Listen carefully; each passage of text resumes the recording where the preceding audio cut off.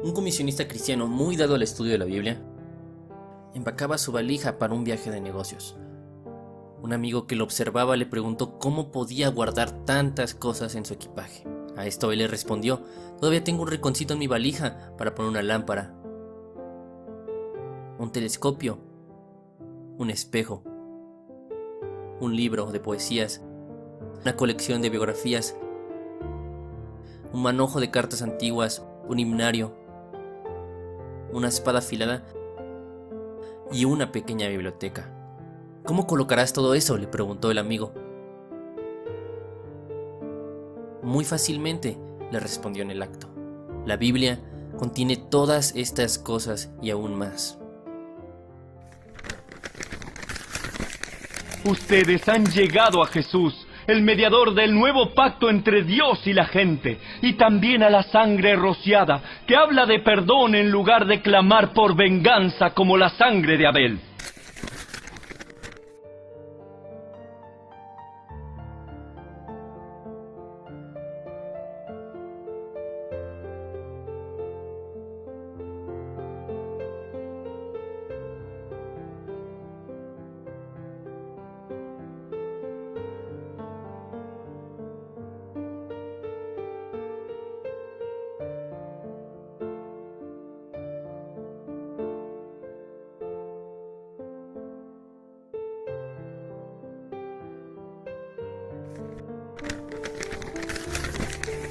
Pero ahora a Jesús, nuestro sumo sacerdote, se le ha dado un ministerio que es muy superior al sacerdocio antiguo, porque Él es mediador a nuestro favor de un mejor pacto con Dios basado en promesas mejores. Si el primer pacto no hubiera tenido defectos, no habría sido necesario reemplazarlo con un segundo pacto. Pero cuando Dios encontró defectos en el pueblo, dijo: Se acerca el día en que haré un nuevo pacto con el pueblo de Israel y de Judá. Este pacto no será como el que hice con sus antepasados, cuando los tomé de la mano y los saqué de la tierra de Egipto. Ellos no permanecieron fieles a mi pacto, por eso les di la espalda. Pero este es el nuevo pacto que haré con el pueblo de Israel en ese día. Pondré mis leyes en su mente y las escribiré en su corazón. Yo seré su Dios, y ellos serán mi pueblo. Y no habrá necesidad de enseñar a sus vecinos, ni habrá necesidad de enseñar a sus parientes diciendo: deberías conocer al Señor.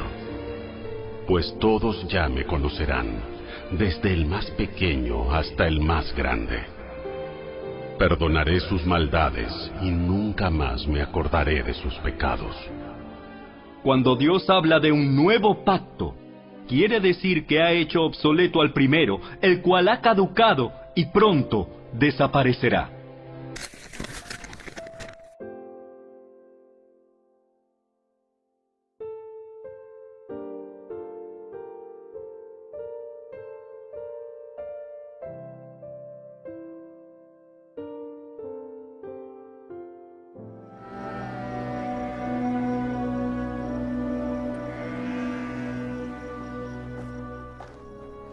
Seis días después, Jesús tomó consigo a Pedro, a Jacobo y a Juan, el hermano de Jacobo, y los llevó aparte, a una montaña alta.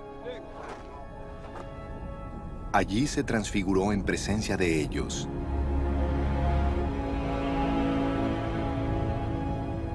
Su rostro resplandeció como el sol, y su ropa se volvió blanca como la luz. En esto, se les aparecieron Moisés y Elías conversando con Jesús. Pedro le dijo a Jesús: Señor, qué bueno sería que nos quedemos aquí. Si quieres, levantaré 3 albergues, uno para ti, otro para Moisés y otro para Elías.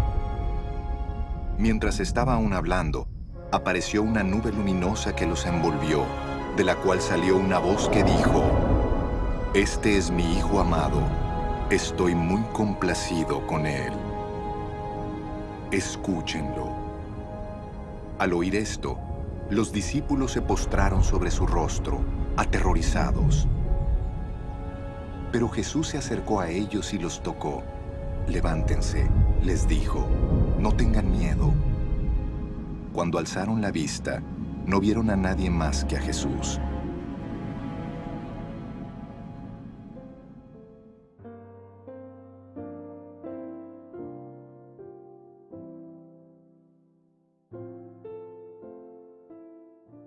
Cuando todavía estaba yo con ustedes, les decía que tenía que cumplirse todo lo que está escrito acerca de mí en la ley de Moisés, en los profetas y en los salmos.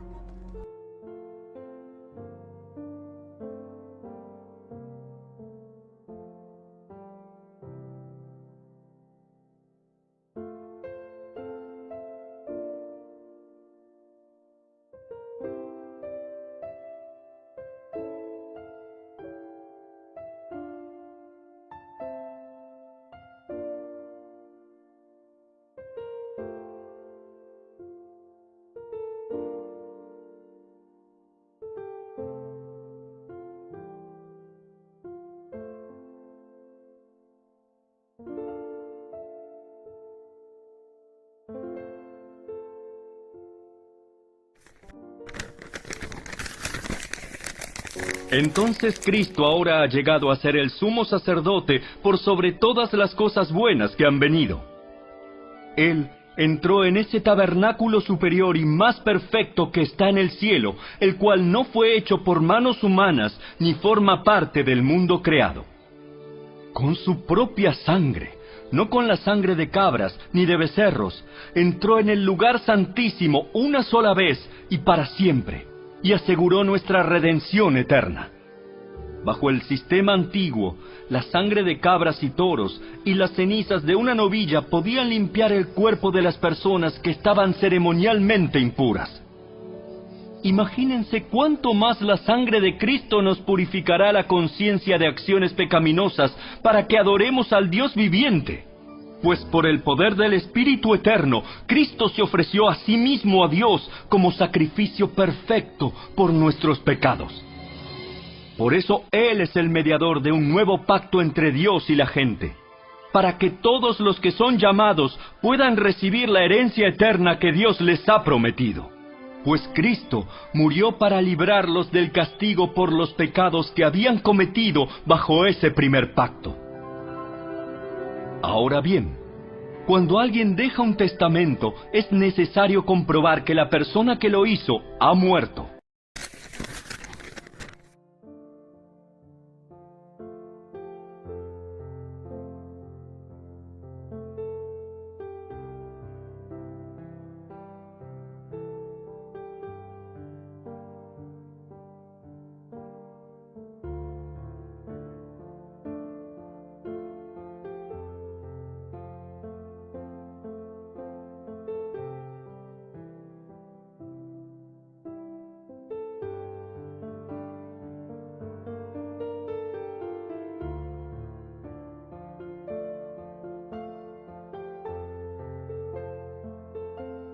Si abres la Biblia en el índice, verás que está formada por dos grandes colecciones, el Antiguo y el Nuevo Testamento. La palabra testamento se refiere a una relación de pacto, de lo cual tratan ambas colecciones. Ellas cuentan una historia épica y complicada de la relación de pacto de Dios con Israel y con toda la humanidad.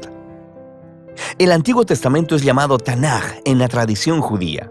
Es una colección unificada de rollos compuesta de 39 textos israelitas que abarcan más de 1000 años.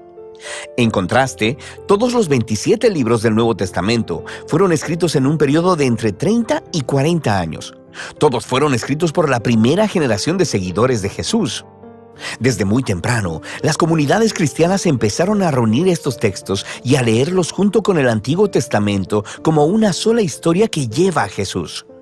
El Nuevo Testamento comienza con 4 libros narrativos que juntos se conocen como el Evangelio.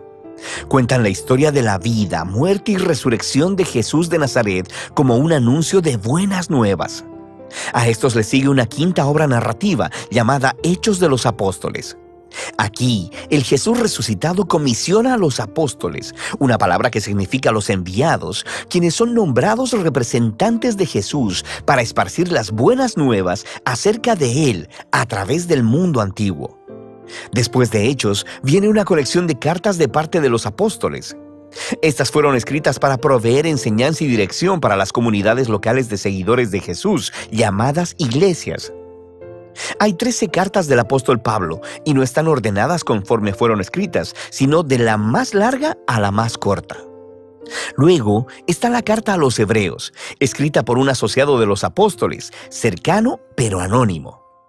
Después están las cartas de Santiago, Judas, Pedro y Juan. 2 fueron hermanos de Jesús y 2 estuvieron entre sus primeros seguidores.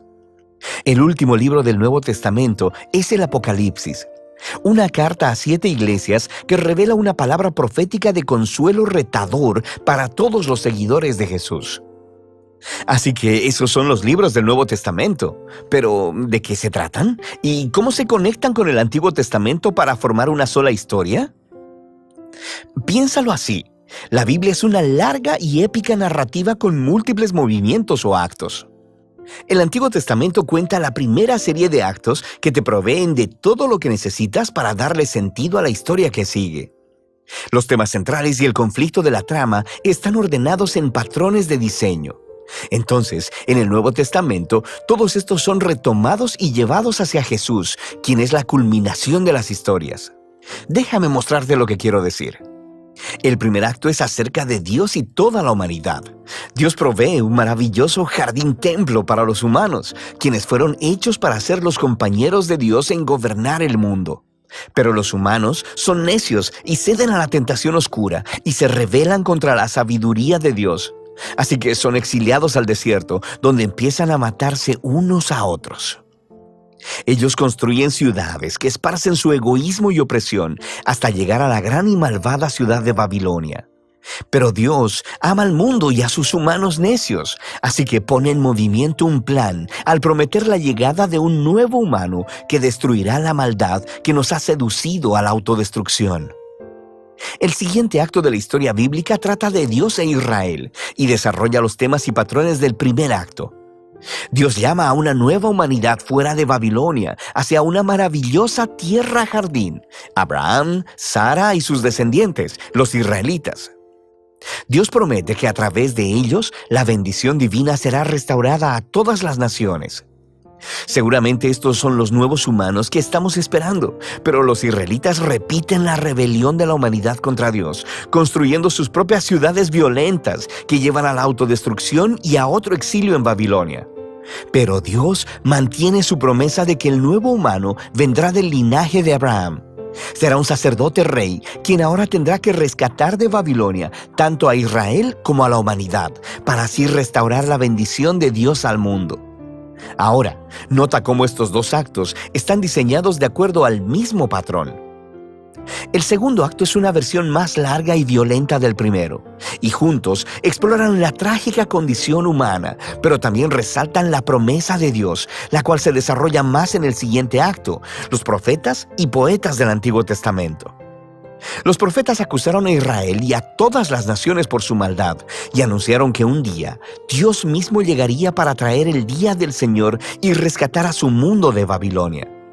Él lo haría a través de un sacerdote real prometido, quien sufrirá como esclavo y morirá por los pecados de Israel y toda la humanidad, pero luego será exaltado como rey sobre las naciones.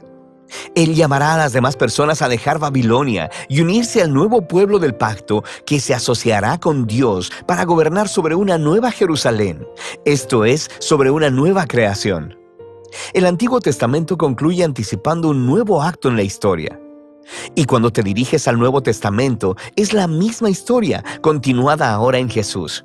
Veamos cómo. El registro de los 4 evangelios introduce a Jesús de Nazaret como el prometido hijo de Abraham, que restaurará la bendición de Dios a las naciones, y también como el nuevo humano que derrotará la maldad y quien restaurará a la humanidad para unirse con Dios. Así que Jesús es presentado como un humano y algo más. Él iba anunciando la llegada del reino prometido de Dios y habló y actuó como si fuera el rey divino de Israel. Pero en lugar de llamarse rey, Jesús se refirió a sí mismo como el Hijo del Hombre, esto es, el humano que actuaría como siervo. Los evangelios están declarando que en Jesús, el Dios de Israel, se ha hecho el israelita fiel y el verdadero humano que todos fuimos creados para ser, pero que hemos fallado. La misión de Jesús era confrontar la oscura maldad que acecha detrás de la maldad de la humanidad, seduciéndonos al egoísmo, la violencia y la muerte. Pero, ¿cómo derrotas esa clase de maldad? La sorprendente respuesta en los evangelios es que Jesús derrotó nuestra maldad, permitiéndole asesinarlo en su trono paradójico, la cruz, donde Jesús murió por la maldad y el pecado de la humanidad. Y ahí es donde Él vivió lo que enseñó, que la no violencia, el perdón y el amor sacrificial son las cosas más poderosas del universo. Y debido a que el amor de Dios por este mundo es más fuerte que la maldad o que la muerte, Jesús fue levantado a una nueva vida como el prototipo de una nueva humanidad.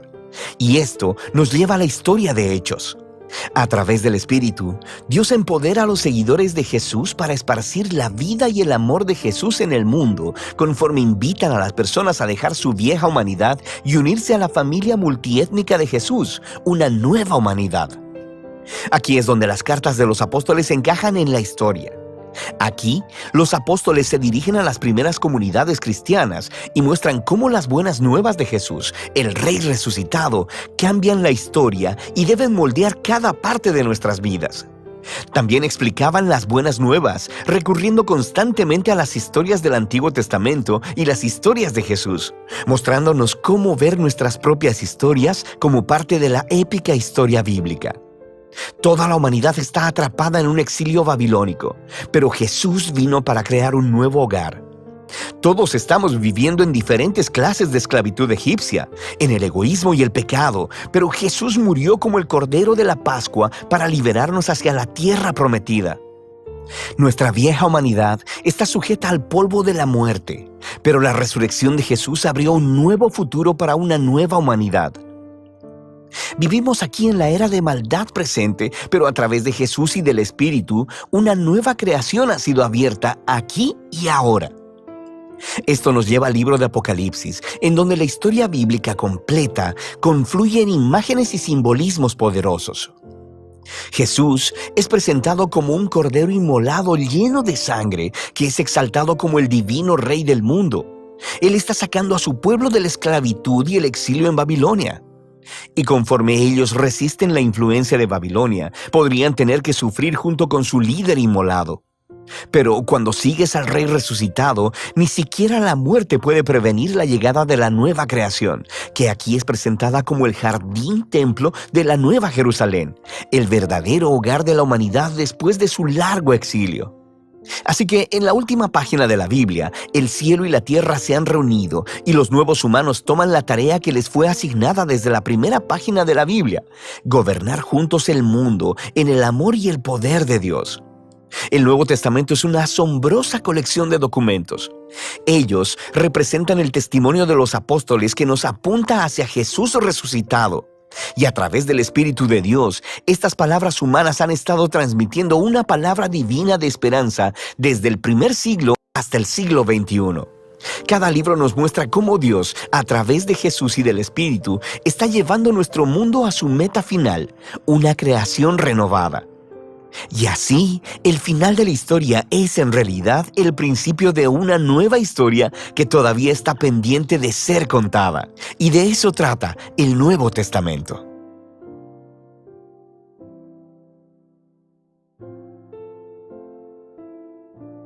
¿A dónde acude cuando surge un problema? Hay muchas opciones y a menudo la gente busca la equivocada. Y a veces la gente no sabe a dónde ir. Se siente impotente y sin esperanza. Y le diré el primer lugar a dónde ir. Es ir a la palabra de Dios. Porque ella es más que un libro. Es la revelación de Dios Todopoderoso. Y de principio a fin verá a Dios suplir las necesidades de su pueblo. Es un libro de promesas. Pero no cualquier promesa, pues quien las hace tiene poder infinito y cumple sin excepción cada promesa a su debido tiempo. ¿A dónde más podría ir? ¿Qué otro libro es como ese? Ninguno. Y al leer la Biblia, vemos por todas las escrituras a Dios obrar en la vida de su pueblo. Entonces, al pensar en la Biblia, para la mayoría es solo un libro más. Pero deseo mostrarle por qué no es un libro más. Es mucho más que un solo libro. Y al abrirla para leerla, quizás por lo general busque algo específico, alguna necesidad o algún problema en su vida, pero a veces no sabe dónde leer. Se pregunta, bueno, ¿a dónde voy? No debe haber respuesta aquí. Escuche bien. La palabra de Dios tiene la respuesta a cada circunstancia de la vida. Esta es la revelación divina que Dios Todopoderoso nos la dio como guía de vida para descubrir quién y cómo es Dios y cómo vivir cada día con la certeza en nuestro corazón de que nuestra seguridad nos fue dada en Dios Todopoderoso. Y podemos preguntar, ¿cuál es el propósito de la Biblia? Bien, el propósito de la Biblia, ¿por qué Dios escribió todo esto para que tuviésemos desde Adán y Eva hasta el fin del mundo? ¿Qué tenía Dios en mente? Le invito al Salmo 119. Todo este salmo se trata de la Biblia. Por ejemplo, el versículo 105 dice, «Lámpara es ¿qué? A mis pies tu palabra y lumbrera mi camino». Todos necesitamos luz en este mundo oscuro. Lámpara es a mis pies para ver lo que pase y lumbrera mi camino para saber dónde andar. Para mí, esa es la Biblia en un versículo. La Biblia es lámpara a mis pies y lumbrera mi camino. Y en Isaías, uno de mis versículos favoritos acerca de la Biblia, Isaías 48, sécase la hierba, marchítase la flor, mas la palabra del Dios nuestro permanece para siempre, lo cual nos dice que no cambia. Por ejemplo, si alguien dijera, me gustaría cambiar algunos versículos, sé cuáles serían. ¿Sabe cuáles serían? Les diré cuáles. Todos los que hablan de pecado y juicio o infierno quieren cambiar esos versículos. Cambiar cualquier versículo que, escuche, cualquier versículo que hable de su pecado lo eliminarían. Esta es la revelación divina. Mire, puede arrancarla de su Biblia, pero no de la realidad, no de Dios. Esta es su palabra y es para nuestro beneficio.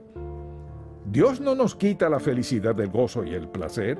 El asunto es, bien, declaramos que la Biblia es más que un libro. ¿Por qué? Porque es eterna. No importa lo que pase, ni cuándo, ni dónde. Las verdades de la palabra de Dios son eternas, nunca pierden vigencia bajo ninguna condición. Segundo, es infalible, o sea, sin error. La gente dice, bueno, la Biblia está llena de errores. ¿Cómo cuáles? La gente cree que la Biblia está llena de errores, pero las supuestas fallas que sacan a relucir son cosas relacionadas con su pecado. Entonces, cuando la gente no cree en la Biblia, tiene algo que ver con su estilo y forma de vida. La Biblia es infalible. Alguien dirá, bueno, tiene que haber errores en la Biblia. Permítame preguntarle, ya que Dios es todopoderoso y ha creado todo lo que existe, ¿acaso no puede hablar a los hombres y guiarles al darnos una Biblia que nunca desviaría a nadie? Y la respuesta es, sí puede. Quizás haya ciertas cosas que no entienda, pero eso no implica que sea falible. La Biblia es la palabra infalible de Dios. Y mire, ¿en qué parte de la Biblia comete Dios algún error? ¿Dónde dice algo errado? En ningún lado. Es su palabra infalible. Es la revelación de Dios verdadero, Jehová. Es guía confiable para cada circunstancia de la vida. No puede pensar en nada para lo cual la palabra de Dios no tenga respuesta. Cualquiera sea la situación, piénselo. Desde Adán y Eva hasta este momento presente, la palabra de Dios es apta para cada necesidad. Y la palabra de Dios es veraz. ¿Y dónde se ha equivocado Dios? ¿Dónde ha dicho Dios, caramba? ¿Dónde ha dicho Dios, olvidé eso? ¿En qué parte ha dicho, déjeme pensarlo? Dios no tiene que ir a un libro, a una computadora, ni preguntarle a nadie más. Esta es la maravillosa palabra del Dios vivo. Y es apta para todos sin excepción. Guía confiable.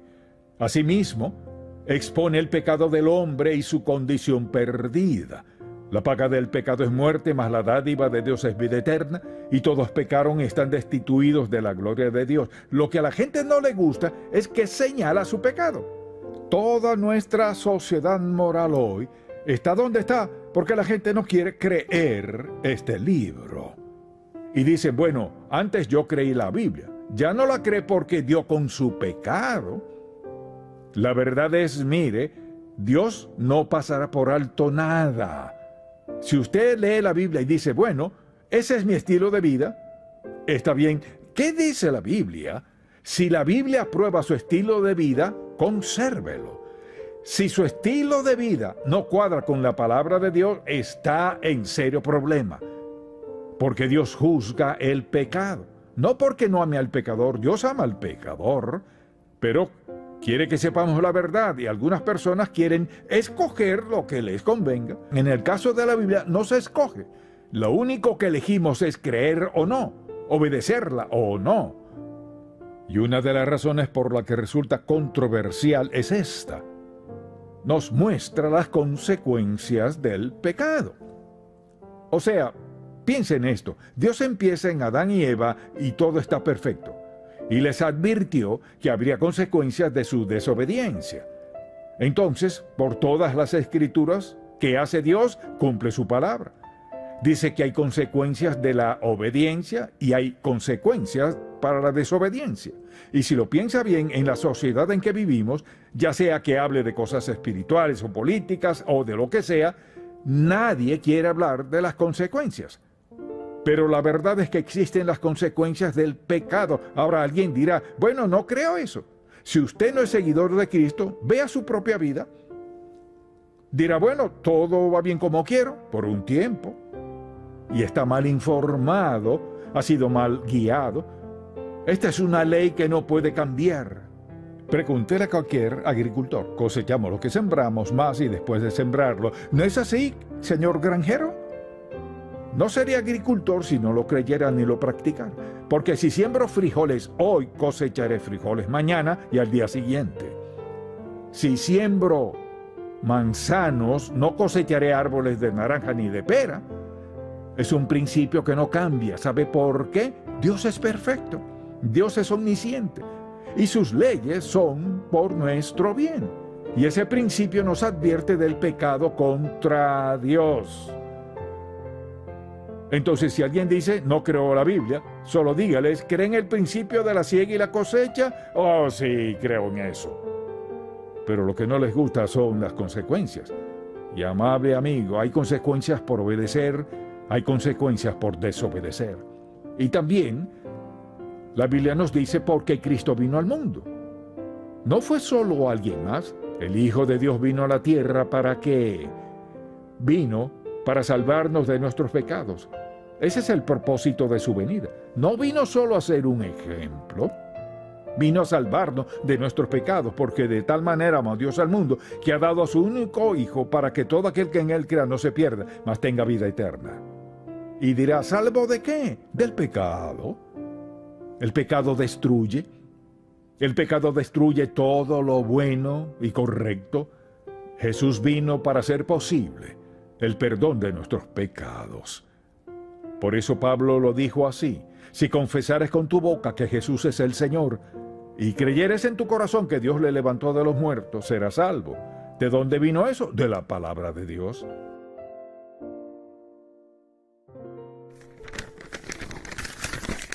Debido a esa experiencia, ahora confiamos aún más en el mensaje que proclamaron los profetas. Ustedes deben prestar mucha atención a lo que ellos escribieron, porque sus palabras son como una lámpara que brilla en un lugar oscuro hasta que el día amanezca y Cristo, la estrella de la mañana, brille en el corazón de ustedes. Sobre todo, tienen que entender que ninguna profecía de la Escritura jamás surgió de la comprensión personal de los profetas, ni por iniciativa humana. Al contrario, fue el Espíritu Santo quien impulsó a los profetas, y ellos hablaron de parte de Dios.